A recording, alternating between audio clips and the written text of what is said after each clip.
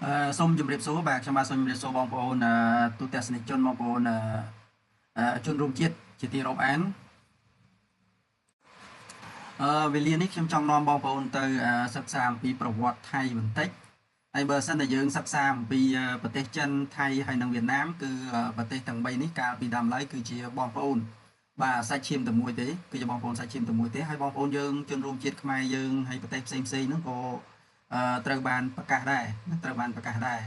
រហើយរឿងយកទឹកដីខ្មែរនេះក៏មានប្រទេសសិង្ហបុរីហ្នឹងប្រធានាធិបតីនៅសិង្ហបុរីចាស់ហ្នឹងក៏គាត់បានប្រកាសដែរថាវៀតណាមហ្នឹងគ្មានទឹកដីទេបាទវៀតណាមគ្មានទឹកដីទេគឺគាត់និយាយចំអញ្ចឹងតែម្ដងណានៅប្រទេសសិង្ហបុរីបាទប្រធានាធិបតីនៅសិង្ហបុរីបាទអញ្ចឹងហើយបន្ទាប់ពីគាត់ប្រកាសមកហើយយើងទាំងអស់គ្នាក៏យើងដឹងតាំងពីយូរលង់មកណាស់មកហើយថាថៃហើយនិងវៀតណាមនេះគ្មានទឹកដីទេហើយវៀតណាមគឺជាជនអន្តោប្រវេសន៍របស់ចិន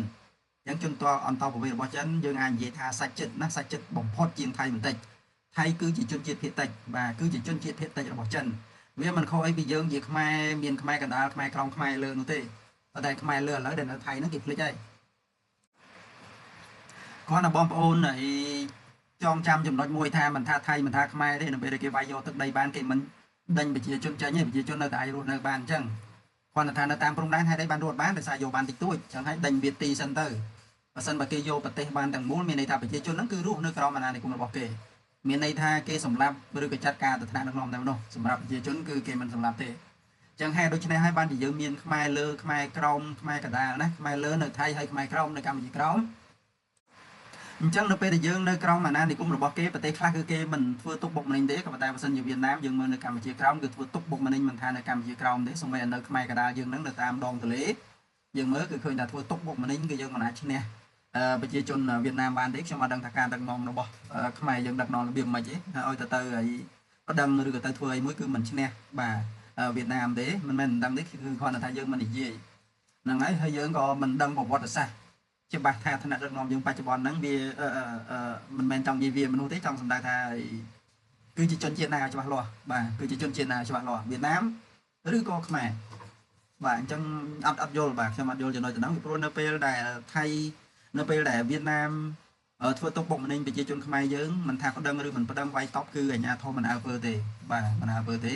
ហើយបើសិនមកខ្មែរយើងទៅធ្វើបាបគេវិញបាទគឺធ្ងន់តែម្ដងហ្នឹងជាប់គុកភ្លាមតែម្ដងអញ្ចឹងឥឡូវនេះថៃត្រូវបណ្ដាសាហើយបងប្អូនបាទដោយបងប្អូនធ្លាប់ដាក់បណ្ដាសាថៃអញ្ចឹងដោយសារថៃមិនមានទឹកដីទេវៀតណាមក៏មិនមានទឹកដីដែររាល់ថ្ងៃរស់នៅដោយសារតែខ្មែរយើងមានសន្តានចិត្តល្អហើយក៏បើកឲ្យរស់នៅតាមដងទន្លេយូរទៅក៏កាន់កាប់ដីធ្លីបង្កើតអត្តសញ្ញាណប័ណ្ណខុបខិតផ្ទៃក្នុងបាទផ្ទៃក្នុងខ្មែរបាទយ៉ាងសាហាវព្រីផ្សាយជាទីបំផុតក៏ប៉ុន្តែទោះជាវៀតណាមក្តីទោះជាយ៉ាងណាក៏ដោយចុះវៀតណាមក្តីថៃក្តីឥឡូវនេះថៃកំពុងតែត្រូវបណ្ដាសាហើយវៀតណាមក៏កំពុងតែរីកចម្រើនឥឡូវគេចាប់ផ្ដើមពង្រីកអាវុធបាទចាប់ផ្ដើមផលិតអាវុធទំនើបហើយវៀតណាមក៏ប៉ុន្តែយើងក៏មិនទាន់ដឹងថាថ្ងៃណាមួយដែលត្រូវបណ្ដាសាដែរតែឥឡូវថៃត្រូវបណ្ដាសារាល់ឆ្នាំដោយបងប្អូនឃើញហើយទឹកលិចទីក្រុងបាងកកលិចនោះលិចដល់ក៏លិចដែលមិនគួរឲ្យជឿទោះបីថាទីក្រុងភ្នំពេញយើងលិចយ៉ាងណាក៏ដោយទឹកត្រឹមជង្គង់ចុះណាទឹកត្រឹមជង្គង់ចុះប៉ុន្តែនៅថៃកណ្ដាលទីក្រុងបាងកកយើងមើលរាល់ឆ្នាំដូចគ្មានឆ្នាំណាមិនលិចទឹកទេបើតាមការតាមដានព័ត៌មានរបស់យើងយើងឃើញថានេះជាបណ្ដាសាដ៏ធ្ងន់ធ្ងរមួយដែលយើងអត់មានទឹកដីហើយយើងមកដាក់សម្ពាធទៅលើម្ចាស់ដីម្ចាស់ធ្លីទៀតខ្ញុំដូចជាភ្លេចហើយព្រោះប្រទេសដែលយកទឹកដីច្រើនជាងគេខ្ញុំមិនចាំបានថាវៀតណាមឬក៏ថៃទេមាន24ខេត្តហើយក្នុងមួយខេត្តហ្នឹងសឹងតែស្មើប្រទេសកម្ពុជាយើងមួយបាត់ហើយអញ្ចឹងទាំងពីរហ្នឹងគឺយកខេត្តយើងបានច្រើនមែនតើបាទដូចជាមានទៅដល់លើសពី10ឡើងទៅខ្ញុំមិនចាំបានថាវៀតណាមឬក៏ថៃទេ8ប៉ុន្តែក្នុងចំណោមនោះមានប្រទេសមួយដែលយកយើងបានទៅដល់30ខេត្ត37ខេត្តបាទ37ខេត្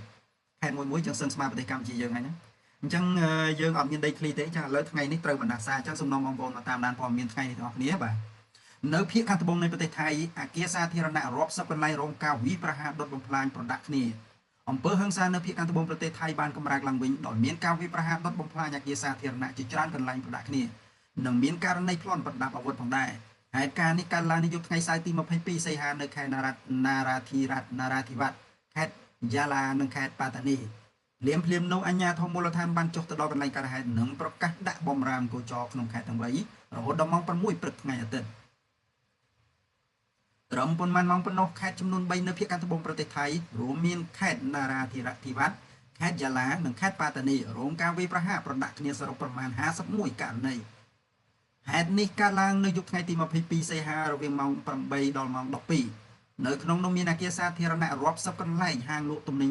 11 បាទ Mart 7-Eleven បាទហ្នឹងល្បីនៅកម្ពុជាយើងដែលទៅបានដាក់មហឹកមុនមិញហ្នឹងហើយទៅតែយើងមានចំនួនព្រំដែនទេដែលយើងបានដកចេញបាទដែលយើងបានដកម៉ាតនឹងចេញហើយក្រាស់សាំងហ្នឹងក៏បិទដែររបស់ថៃបាទ PTT របស់បងប្អូនទាំងអស់គ្នាហើយ Mart 7-Eleven ក៏បិទដែរតែគេកំពុងតែរស់ស៊ីច្រើនមកលើទឹកដីខ្មែរយើងមែនតើហើយក៏យើងគ្រប់គ្រងផលិតផលគេតាំងពីដើមមកដែរ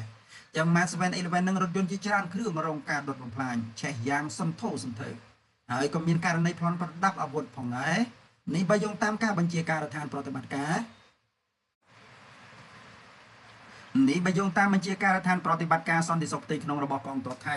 ក្រោយពីការហេតុភ្លាមអាជ្ញាធរមូលដ្ឋានបានបង្កើនសន្តិសុខកម្រិតខ្ពស់ក្នុងខេត្តទាំង3នឹងបានប្រកាសដាក់បម្រាមកោចរចាប់ពីយប់ថ្ងៃសៅរ៍ទី22ដល់ម៉ោង6ព្រឹកថ្ងៃអាទិត្យទី23សីហាចំណែកកងកម្លាំងប្រដាប់អាវុធបានចុះពិនិត្យនៅតាមកន្លែងកើតហេតុនិងប្រមូលភស្តុតាងដើម្បីស៊ើបអង្កេតស្វែងរកចាប់ខ្លួនជនបង្កដែលជាមេខ្លោងទោះយ៉ាងណាក៏ដោយចុះក៏ប៉ុន្តែរហូតមកដល់ព្រឹកថ្ងៃអាទិត្យនេះនៅមិនទាន់មានក្រុមឧទាមណាមួយចេញមកទទួលខុសត្រូវក្នុងហេតុការណ៍វាយប្រហារយ៉ាងសន្ធឹកនេះឡើយបើយោងតាមប្រភពដដែលនៅក្នុងចំណោមខេត្តទាំង3ខេត្តណារ៉ាធីវ៉ាត់រងគ្រោះច្រើនជាងគេរហូតដល់ជាង20ករណីនិងបានបណ្ដាលឲ្យមនុស្ស2នាក់រងរបួសនេះបើតាមតុល្យការបឋមរបស់បញ្ជាការដ្ឋានប្រតិបត្តិការសន្តិសុខផ្ទៃក្នុងរបស់កងទ័ពថៃត្រឹមថ្ងៃអាទិត្យទី23សីហាទោះជាយ៉ាងណាក៏ដោយប៉ុន្តែมันមានសេចក្តីរាយការណ៍ណាមួយបញ្ជាក់អំពីចំនួនអ្នកស្លាប់នៅឡើយទេនៅព្រឹកថ្ងៃអាទិត្យទី23សីហានាយករដ្ឋមន្ត្រីថៃលោកអនុទានបានកោះប្រជុំជាបន្ទាន់ដើម្បីពិភាក្សាអំពីបញ្ហាសន្តិសុខគម្រោងវិនិយោគនិងបញ្ហាទឹកជំនន់កិច្ចប្រជុំនេះធ្វើឡើងមុនលោកនាយករដ្ឋមន្ត្រីធ្វើដំណើរទស្សនកិច្ចរយៈពេល2ថ្ងៃនៅក្រុងហាត់យ៉ៃខេត្តសង្ឃ្លានៅភាគខាងត្បូងប្រទេសថៃនាសប្តាហ៍ក្រោយ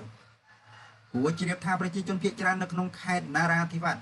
ជាអ្នកគោរពប្រតិបត្តិសាសនាអ៊ីស្លាមជាច្រើនទសវត្សរ៍កន្លងមកតំបន់ភាគខាងត្បូងប្រទេសថៃជាប់ព្រំដែនម៉ាឡេស៊ីមានជាអាចខេត្តណារ៉ាធីវ៉ាត់ខេត្តយ៉ាដាខេត្តប៉ាតានីនិងខេត្តសង្ឃ្លាបានរងការវាយប្រហារជាញឹកញយដោយក្រុមឧទាមផ្ដាច់ខ្លួនជាក់ស្ដែងកាលពីខែកក្កដាកន្លងទៅ